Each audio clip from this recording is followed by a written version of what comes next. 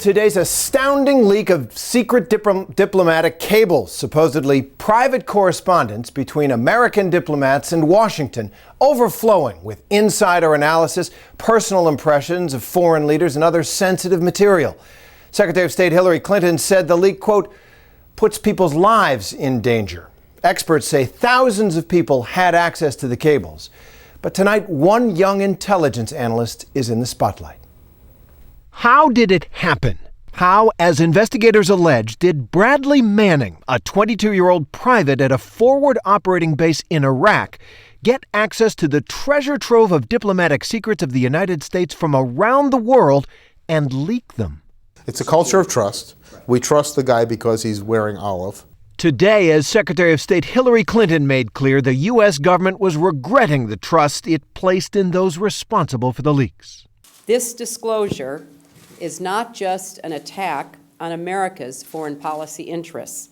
It is an attack on the international community, the alliances and partnerships, the conversations and negotiations that safeguard global security and advance economic prosperity.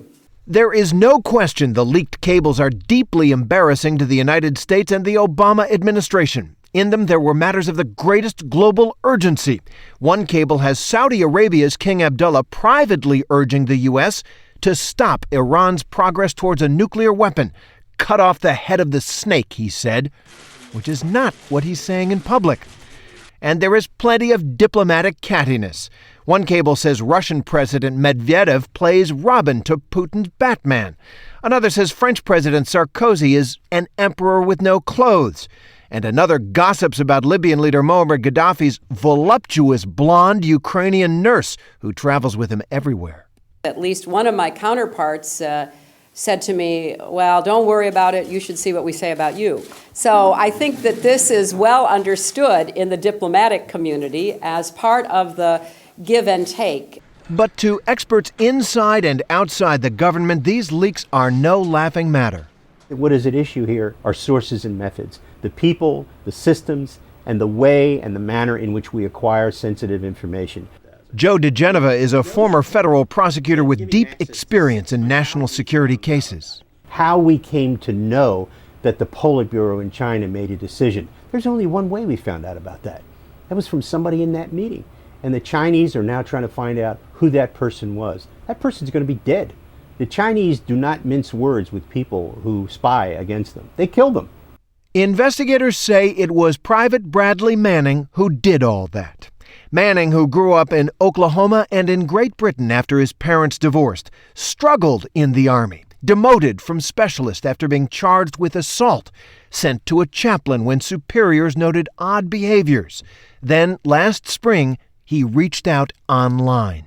People spy for usually 1 out of 4 reasons. Either money, ideology, coercion, or ego.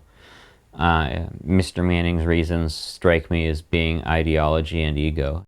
Adrian Lamo is a convicted computer hacker who says Manning contacted him in May and who then alerted the FBI to their online chats. He struck me as a fairly humble person, but one who wanted approbation for his actions, who wanted to be recognized. In Iraq, Manning had a window on virtually the whole world of U.S. intelligence from his computer workstation, which gave him access to SIPRNet, the secret Internet Protocol Router Network, the private computer network the government uses to transmit classified information around the world. But it's not very private. Too many people had access. 600,000 people have access to this classification network. That is absurd. If that sounds absurd, remember back a few years. Your government failed you. The 9/11 attacks led to a frenzy of intelligence reforms, and sharing intelligence so analysts could connect the dots was given the highest priority, maybe too high. When a government gets as big as the United States government, it cannot be managed. And so when it sets up a system after 9/11 to allow people to share information so they can use their imaginations to decide where the threats come from, this is the price you pay. You pay the price of access so that people who need the information can analyze it. However, it is also true that people like Bradley Manning did not need access to this information.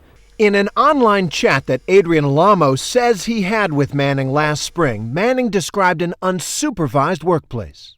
Everyone just sat at their workstations, watching music videos, car chases, buildings exploding, and writing more stuff to CD, DVD. The culture fed opportunities. Former National Security Counterterrorism Advisor Richard Clark says the massive leak could have been prevented. Lots of private companies and government ministries and agencies have software that will alert when someone is downloading information in a very large volume. Or they have information that will trigger when somebody is looking at something that's out of their responsibility. Banks do this all the time. Apparently, the Pentagon doesn't. Government officials today claimed new security procedures would likely prevent a similar breach. As for why Manning leaked all these secrets, if investigators are right that he did, the young soldier seems to have become disillusioned. He wrote Lamo in one of their chats, "I want people to see the truth, regardless of who they are, because without information, you cannot make informed decisions as a public."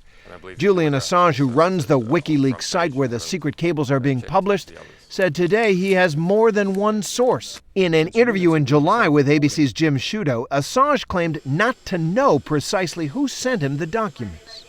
We don't know who the source of material is. So if those allegations are true, then of course the man is a hero.